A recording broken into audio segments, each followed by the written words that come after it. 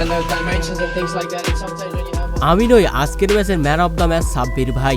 Match সেরা হয়েও সাব্বিরের বিধ্বংসী ইনিংস নিয়ে ম্যাচ শেষে একই বললেন সিকান্দার রাজা। বিস্তারিত জানতে দর্শক ভিডিওটি না টেনে শেষ পর্যন্ত দেখুন। জিম আফ্রো টি10 লিগে মুখোমুখি হয়েছিল সাব্বির রহমানের দল হারা রেবল ও সিকান্দার রাজার জোবার্গ বাংলা টাইগার্স। এই ম্যাচে নির্ধারিত 10 ওভারে আগে ব্যাট করে 120 রান সংগ্রহ করে হারা রেবলস। দলের হয়ে সর্বোচ্চ রান করেন সাব্বির রহমান। মাত্র 12 বলে 5 ছক্কার সাহায্যে 34 রান সংগ্রহ করেন এই বিধ্বংসী ব্যাটার।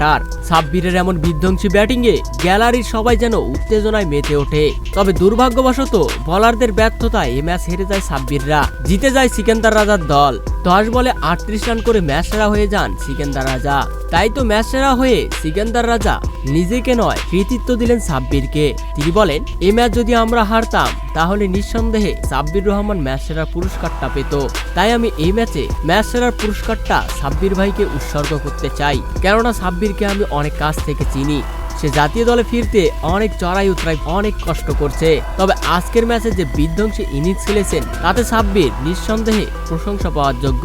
তাই আজকের ম্যাচের ম্যাচ সেরা পুরস্কারটা আমি সাব্বির ভাইকে উৎসর্গ করলাম। তো দর্শক, সিকান্দার রাজার ম্যাচ সেরা পুরস্কার সাব্বিরকে উৎসর্গ করার ব্যাপারটি আপনাদের কেমন লেগেছে তা অবশ্যই জানাবেন কমেন্ট করে।